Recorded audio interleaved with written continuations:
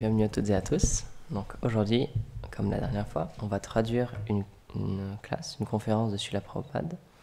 Donc là, elle a été donnée à Los Angeles, aux États-Unis, le 28 avril 1973, et c'était sur le Srimad Bhagavatam, le premier chant, chapitre 8, verset 36. Et le sujet du verset, c'était une glorification de ceux qui entendent et qui parlent et qui chantent continuellement les gloires et les activités transcendantales du Seigneur, de Krishna. Et ces personnes-là, certainement, elles peuvent voir ces pieds pareils au lotus et ça leur permet de stopper le cycle de la mort et de la renaissance.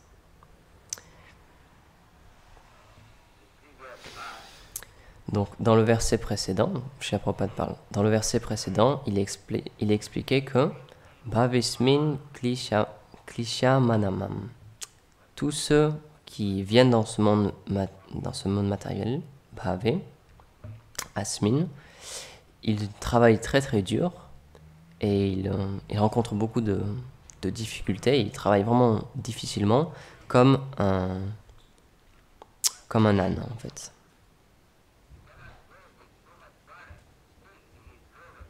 Et même si c'est très dur pour lui, même s'il n'arrive pas à porter tout ce poids, il le fait quand même. Il est extrêmement chargé, on charge beaucoup en âne, et il doit porter cette charge-là. Et il doit continuer même avec cette difficulté. Donc si on vous charge et que vous arrivez à soutenir le poids, ça va, il n'y a pas de souci. Mais si vous n'y arrivez pas et que vous êtes trop chargé, alors là, ça devient très difficile de continuer. Donc dans le verset précédent, il était suggéré Shravanam, Smaranam, Aranam. Pour sortir de cette vie difficile, ils ont créé ce qu'on appelle le Kama Karmabhi. Kama Karmabhi. Kama, c'est les désirs concupiscents. Et donc ils ont créé ce travail, ce dur travail. Et donc on est toujours dans des difficultés, on a toujours des problèmes. Donc, pour pallier à ce problème, il est recommandé Smarana, Smaranam, Aranam.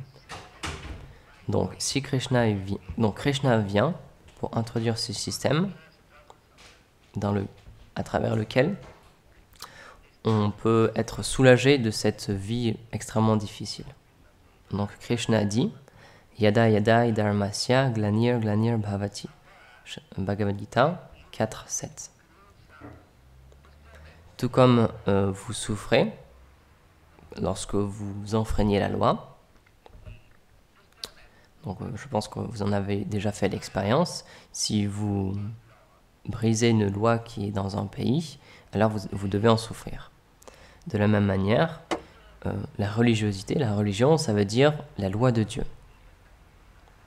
La religion, et ils ne savent pas ça. On dit la religion, ça veut dire la foi. Donc quand vous avez la foi, vous pouvez croire en quelque chose. Je peux avoir foi en quelque chose, je peux croire en quelque chose. Et vous pouvez ou pas me croire. Mais ça, c'est pas la religion. La religion, c'est, par exemple, je ne crois pas en Dieu. Par exemple, cette grande mission, ils peuvent dire, vous créez votre propre chemin. Et donc, il y a cette façon de dire, tout ce que vous pensez être vrai devient vrai. Ça, c'est leur philosophie. Mais ça, c'est pas une science. Donc, je pense... Donc, peu importe ce à quoi je pense, est-ce que ça, c'est vrai? Est-ce que ça, c'est juste? Comment c'est possible d'avoir ce genre de mentalité? 2 plus 2 égale 4, ça, c'est la science. Que je le crois ou non, que je pense que 2 plus 2 ça fait 5, ou que 2 plus 2 ça fait 3, non, ce ne sera pas la vérité. Donc, Dharmasya Glanir Bhavati, ça veut dire qu'il y a des codes, la loi de Dieu. Et lorsqu'on viole cette loi de Dieu, alors c'est appelé Dharmasya Glanir. Glanir, ça veut dire une déviation. Donc, on souffre parce qu'on viole ces lois de Dieu. De la même manière que on a une souffrance lorsqu'on va à l'encontre des lois d'un pays, ici c'est la même situation. De la même manière, dès qu'on viole une loi de Dieu, alors on est sujet à beaucoup de soucis. Et donc maintenant, comment en sortir? Et ça, c'est Bhakti Yogam. Donc Krishna, il vient pour nous sortir de cette position. Dharmasya Ganir. Et le processus, c'est, Krishna, il recommande, fais cela. Et si vous le faites, alors vous obtiendrez une délivrance, vous serez soulagé. Et ça, c'est Shravanam Kirtanam Vishnu. C'est le Bhakti Yoga. Donc là, il cite le verset du Srimad Bhagavatam, chant 7, chapitre 5, verset 23. Shravanam Kirtanam Vishnu Smaranam Pada Sevanam Archanam Vandanam Dasyam Sakyam Atmanivedanam. Et après, il dit Tanmanye Aditam Uttamam. Prahlad Maharaj, il dit qu'une personne qui est engagée dans ces activités, Shravanam Kirtanam Vishnu, qui entend, qui chante, et qui entend et qui chante. Et entendre, ça veut dire entendre à propos de quelqu'un d'autre, de ses activités, de sa forme, de ses qualités, de son entourage, de tellement de choses. Et si je veux entendre parler de vous, alors vous devez avoir une histoire, vous devez avoir des activités, des actions. De la même manière, on écoute à propos de l'histoire, on entend parler de l'histoire. Et qu'est-ce que ça veut dire l'histoire? L'histoire, ça veut dire toutes les notes qui ont été prises de différentes activités par différentes personnes dans différents âges. Ça, c'est ce qu'on appelle l'histoire. Donc, dès qu'il y a cette question d'entendre, alors la prochaine question, ça devrait être entendre quoi? Ou à propos de quoi? Quel est le sujet? Et donc, il est dit ici, Vishnu. Shravanam Kirtanam Vishnu. Des activités du Seigneur Vishnu ou du Seigneur Krishna. Ça, c'est l'écoute. C'est pas l'écoute, écouter les nouvelles ou les journaux. C'est pas ce genre d'écoute dont on parle. Brahma Ginyasa. Ces choses, elles sont dites, elles sont expliquées dans les Védas. Il faut se questionner à propos du Brahman. Il faut entendre parler à propos du Brahman. Tout comme ici, on écoute et on chante. Et quel est le sujet? Le sujet, c'est Krishna. C'est pas qu'on écoute ce qui se passe sur le marché de la bourse en ce moment, et quel est le prix de ça, ou quel est le prix de ceci, et combien vaut cette action, etc. Non. Ce dont on entend parler, c'est à propos de Krishna. Et lorsqu'on parle de entendre, alors aussi, il est question de chanter et de parler. Donc on chante et on parle à propos de Krishna. Shravanam Kirtanam Vishnu. Et donc ensuite un peu plus. Dès que vous devenez expert dans le fait d'entendre et de chanter, alors la prochaine étape, c'est Smaranam. Smaranam, ça veut dire penser à propos de. Tout ce qu'on parle, tout ce qu'on entend, ensuite, plus tard, on s'en souvient et on médite dessus. Smaranam. Donc Smaranam, c'est la troisième étape. Tout d'abord, on doit commencer par écouter, Shravanam. Sinon, comment on pourrait avoir une quelconque méditation? Si on ne connaît pas le sujet de la méditation, alors comment est-ce qu'on peut méditer? Et donc ça, c'est le chant. Shravanam Kirtanam Vishnu. À propos du Seigneur Vishnu. La réelle méditation du yoga, ça veut dire voir la forme du Seigneur, qui a 4 bras, Vishnu Murti, à l'intérieur de notre cœur. Ça, c'est la vraie méditation. Pas comme ces menteurs qui ont créé leur propre soi-disant méditation. Ça, c'est pas de la méditation. La méditation, ça veut dire voir la forme du Seigneur qui est dans notre cœur. Parce que dans le cœur, il y a le Seigneur. Ishvaram Sarva Bhutanam Ridi Deshe Arjuna Tishtati. Bhagavad Gita 18.61. Donc, en contrôlant tous les sens, parce que les sens, ils sont ils sont très agités. Ils vont de ce côté-là et de ce côté-là, et par-ci et par-là. Et le mental aussi, il va par-ci et par-là. Donc, par cet Ashtanga Yoga, ce système du Ashtanga Yoga, avec toutes ces postures-là qui sont données, et par le fait de contrôler notre respiration, par le fait de contrôler différentes postures, il y a tellement de choses qui sont là. Et la vraie chose, c'est de contrôler le mental et de le concentrer sur une des formes de Vishnu. Ça, c'est la vraie chose. Et ça s'appelle Samadhi. Pratyahara Samadhi. Donc, l'Ashtanga Yoga, ça veut dire arriver à ce point-là de Smaranam. Smaranam Archanam. Et ça, c'est Archanam. Tout comme il y a l'adoration de la déité. Donc, Shivigraharadhana Nityanana Shringaratan Mandiramarjanado, comme on chante tous les matins. Shivigraha, ici, c'est l'adoration de la déité. Aradhanam, c'est-à-dire adorer. Et donc, Nitya, dans ce verset aussi, ça veut dire journalier. C'est pas qu'on fait Aradhana après une semaine ou une fois par mois, non. Nitya, ça veut dire 24 heures. Donc si on devrait avoir ce genre de programme d'adoration de la déité, alors on peut être engagé 24 heures. Et donc on dit aussi Nitya Nana Shringara. Donc ça veut dire le fait d'habiller et de décorer. Donc de manière journalière, il y a des nouveaux vêtements, ou 2 fois même des nouveaux vêtements, ou même 4 fois des nouveaux vêtements, autant que possible, autant que vous pouvez. Et donc Shringara, ça c'est appelé Shringara. Krishna, il est opulent, c'est la personne qui a le plus d'opulence et qui se réjouit le plus. Et donc on devrait pouvoir lui donner ces choses-là. On devrait lui donner pour que lui ensuite il puisse prendre plaisir. Tout comme si quelqu'un nous donne un nouveau vêtement, je vais dire oh ça c'est un nouveau vêtement, c'est vraiment bien. Et donc ça c'est ma satisfaction. De la même manière, si vous satisfaisez Krishna journalièrement en l'habillant d'une très belle manière, tout comme Prabhupada dit, tout comme aujourd'hui, je vois que il y a des très beaux vêtements qui ont été donnés à Krishna, vraiment de première classe. Tout est vraiment de première classe. C'est pas qu'on donne des choses de dernière classe pour Krishna. Tout doit être première classe. Les gopis, elles doivent être vraiment première classe. Leurs habits aussi. La nourriture aussi doit être de première classe. L'endroit où ils s'assiedent aussi. Ils veulent même plus que première classe.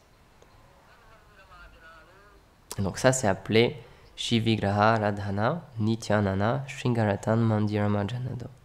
Marjana, donc ça veut dire nettoyer. Nettoyer le temple. Il faudrait que ça soit vraiment tout le temps propre. Tout le monde remarque que nos temples sont vraiment très propres. Et oui, le temple, il doit être très, très propre. Le plus on nettoie le temple, le plus notre cœur est nettoyé. Ça, c'est le processus.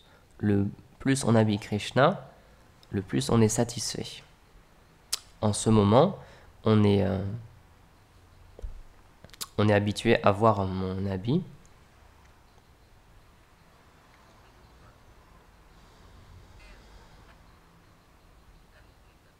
Et lorsque, en habillant le Seigneur Krishna, on ressentira la satisfaction. Ça, c'est de la satisfaction spirituelle.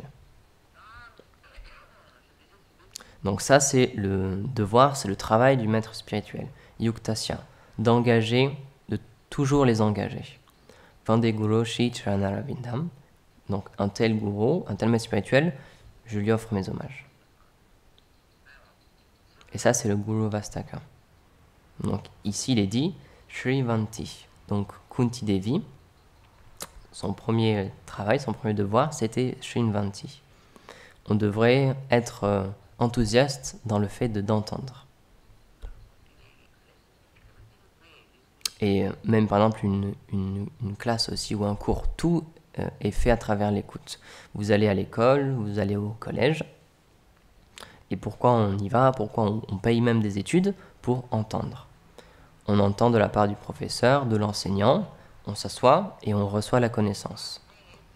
Donc la première chose, c'est Shrinvanti. Donc, un dévot doit toujours être engagé dans le fait d'entendre à propos de Krishna, Shrinvanti. Et ça, c'est le devoir du dévot. Tavehitam. Ceux qui cultivent ce service de dévotion, leur premier devoir, c'est l'écoute. Donc, Shrinvanti Gayanti. Et si, en réalité, si vraiment on entend à propos de Krishna, alors, ensuite, le prochain devoir, c'est de chanter, Gayanti. Tout comme les personnes qui prêchent ici, ils vont dans différentes parties, ils vont dans différentes villes. Pourquoi ? Dans quel but ? Pour Gayanti, pour prêcher, pour chanter. Et donc, comme ça, ils pourront obtenir l'opportunité d'entendre. Et Grinanti, ça veut dire prendre sérieusement. Et aussi Abhikshana. Abhikshana, ça veut dire 24 heures, sans aucun stop, toujours. Kirtanya Sadahari, comme il est expliqué dans le Charitamrita, Adilila 1731. Donc c'est pour ça, Chaitanya Mahaprabhu, il recommande Kirtanya Sadahari. On devrait être toujours engagé 24 heures sur 24 dans le chant. Ça, c'est le devoir des personnes qui pratiquent le Bhakti Yoga. Entendre, chanter, Shravanam Kirtanam. Un de ces choses-là, ou tous en même temps. Simplement entendre, écouter. Tout comme l'a fait Parikshit Maharaj. Parikshit Maharaj, il n'a fait aucune autre chose. Il s'est assis bien droit à côté de Shukadev Goswami et il a entendu. Il a entendu pendant 7 jours. Et ensuite, sa vie est terminée. Ensuite, il est mort. Donc, que ce soit l'un d'entre eux ou tous, par exemple, simplement en s'asseyant dans le temple, et lorsqu'il y a une discussion à propos de la Bhagavad Gita, Bhagavatam, etc., on doit être là et on doit continuer à écouter. C'est tout. Même si vous ne comprenez pas, s'il vous plaît, écoutez. C'est tout. C'est une vibration. Cette vibration du mantra, elle va vous aider. Le fait de comprendre, c'est pas vraiment le plus important. Il peut y avoir tellement de personnes qui sont bêtes, qui sont des mauvaises personnes. Ils peuvent ne pas connaître la grammaire, ils peuvent ne pas connaître le sanskrit, mais il n'y a pas besoin. Apratihata. La bhakti, elle est apratihata. Rien ne peut stopper le processus de la bhakti. Donc, simplement, tout ce qu'il y a à faire, c'est que vous devez accepter ce processus. Et le processus, c'est l'écoute. Tout comme Chaitanya Mahaprabhu. Chaitanya Mahaprabhu, il a été critiqué par Sarvabhauma Bhattacharya au début. Donc, Chaitanya Mahaprabhu, il était le fils de Jagannath Mishra.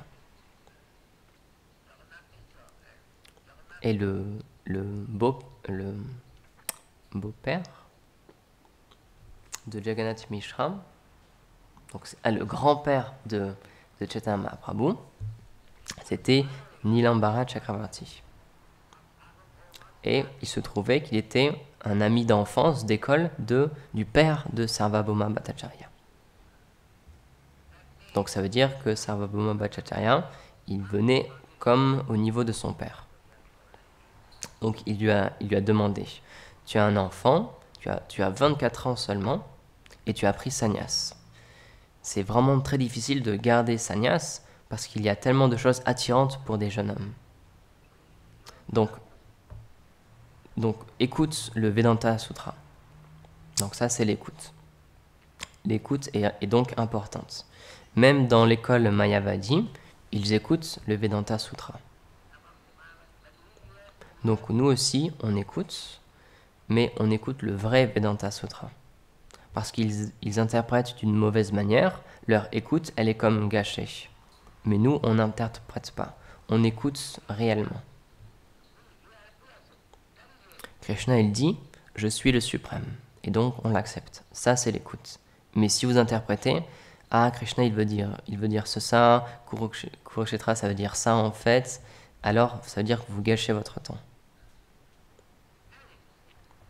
Pourquoi ceci, pourquoi cela? Il faut l'écouter tel que c'est. Et donc Chaitanya Mahaprabhu, il a demandé d'entendre à propos du Vedanta. Et donc il écoutait. Et donc Sarvabhauma Bhattacharya, il continuait, il parlait, il récitait le Vedanta Sutra. Mais Chaitanya Mahaprabhu, simplement, il écoutait et il ne posait pas de questions. Et donc Sarvabhauma Bhattacharya, il a demandé, mon cher enfant, tu écoutes, mais tu ne demandes rien du tout. Pourquoi? Tu ne comprends pas? Et pourquoi est-ce que tu restes silencieux? Et donc Chaitanya Mahaprabhu, il a répondu, oui, je comprends, mais je suis silencieux parce que tu expliques d'une manière différente. Donc, j'écoute simplement les versets du Vedanta Sutra et je ne t'écoute pas à toi.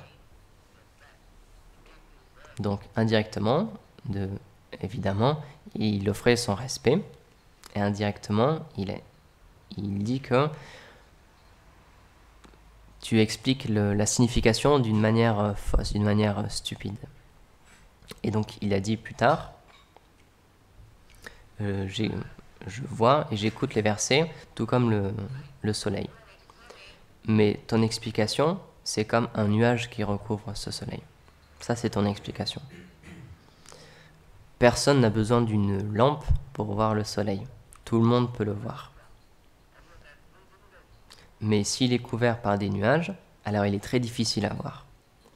Donc cette explication Mayavadi, cette interprétation, c'est comme recouvrir la vraie signification, c'est tout. Et ils le font comme ça. Et ils n'acceptent jamais une signification directe.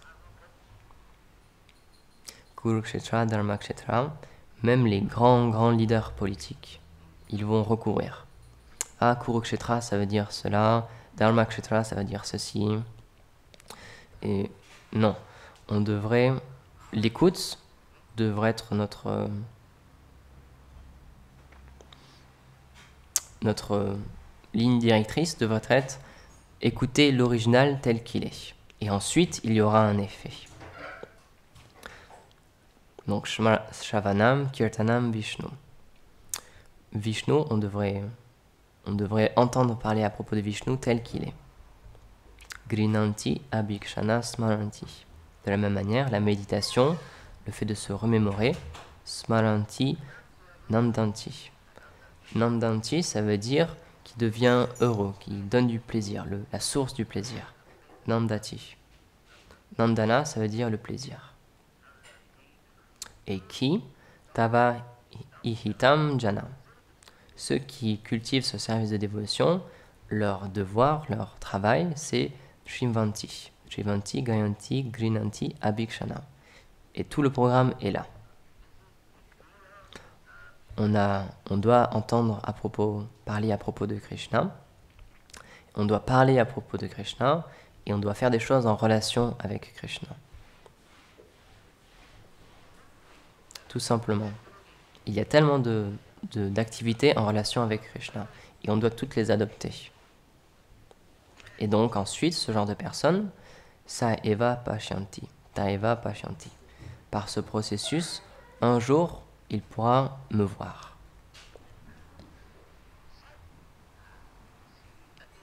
Et quelle est cette vision? Lorsqu'on voit Dieu, Krishna, quel est l'effet? L'effet, c'est Bhava Pravaha Uparaham. Pravaha, ça veut dire en ce moment, on fait ces choses-là. Chaitanya Bhaktivinoda Thakur, il dit Mayara Vase Yacho Bhaise. Tout comme il y a un très fort courant dans la rivière, et si un animal il est jeté dans cette rivière, il sera emporté. Alors, en ce moment, on est emporté par les courants l'un après l'autre dans cette nature matérielle. Tout comme on peut voir, on a pu voir ces grandes vagues dans l'océan Pacifique. De la même manière, parce qu'on est sous le contrôle de la nature matérielle, Prakrite Kriyamanani Gunai Karmani Sarvasa. Bhagavad Gita 3.27. Alors, puisqu'on est venu sous cette influence des 3 modes de la nature matérielle, et par le courant de cette nature matérielle, on est emporté. Donc, Bhaktivinoda Thakur, il dit, vous êtes en train d'être emporté par le courant. Et donc, le courant, il est aussi décrit. Et le premier de ces courants, c'est la faim. Le deuxième, c'est la soif. Et un autre courant aussi, par exemple, Janma Mrityu, c'est la naissance, la mort et la vieillesse. Tout ça, ce sont des courants. Et il y a différents courants dans la nature matérielle. On devient affamé, on devient assoiffé, on devient envahi par le regret, Soka Moha par l'illusion, ensuite par la naissance, par la mort, par tellement de courants différents. Et on est emporté. Mais je suis l'âme spirituelle et je suis mis dans cet océan matériel et les courants, ils sont en train de m'emporter. Donc, ici, si vous êtes engagé, 24 heures sur 24, alors le courant, Upasanam Uparamam, le courant, il sera stoppé. Vous ne serez plus emporté ici et là par ce courant matériel. Et donc, où ça? Padam Puja, tes pieds pareils au lotus. Une personne qui a appris comment voir les pieds pareils au lotus de Krishna et qui offre une simple petite feuille de tulasi et de la pulpe de santal, alors son courant sera stoppé. Le courant de la vie matérielle sera stoppé. Il y a un autre beau verset dans le Srimad Bhagavatam. Samashrita ye pada palavam plavam. Tout comme le courant, tout comme il y a ces courants dans l'océan, mais si on obtient un bon bateau, alors on pourra traverser ce courant très facilement. Donc, il est recommandé Samashrita ye pada palava plavam. Vous avez vu ces pétales de lotus. Ça aussi, c'est comme un bateau, n'est-ce pas? C'est comme une imitation de bateau. Donc, si on obtient cette aide de Pada Palavam, des pieds pareils au lotus de Krishna, Bhavam, alors par ce bateau qui est fait de pétales, Bhavam Buddhir, alors ce grand océan de naissance et de mort, Vatsapadam, il devient juste comme l'eau qui est contenue dans l'empreinte du pied d'un sabot d'un veau. C'est tout. Vatsapadam. On n'a pas cette expérience-là, mais en Inde, lorsqu'il y a saison des pluies, les routes, elles deviennent boueuses, et donc les vaches et les veaux, ils vont par ces routes-là, et donc ils créent des trous. Et dans ces trous-là, il y a de l'eau. Donc ce genre de Vatsapadam, cette eau-là, on peut la traverser, on peut sauter par-dessus très facilement. On peut même en traverser 10 comme ça. Donc de la même manière, ce grand océan de Bhavam Buddhir, de naissance et de mort, même s'il est très grand pour les autres, pour un dévot, il devient aussi petit que ce petit trou-là. Et il peut sauter par-dessus une dizaine de ces trous à la fois. Donc Bhavam Buddhir, Vatsapadam, Parampadam. Et ensuite, de cette manière-là, il atteint Parampadam, la demeure suprême. Et ensuite, qu'est-ce qui se passe à propos de ce monde?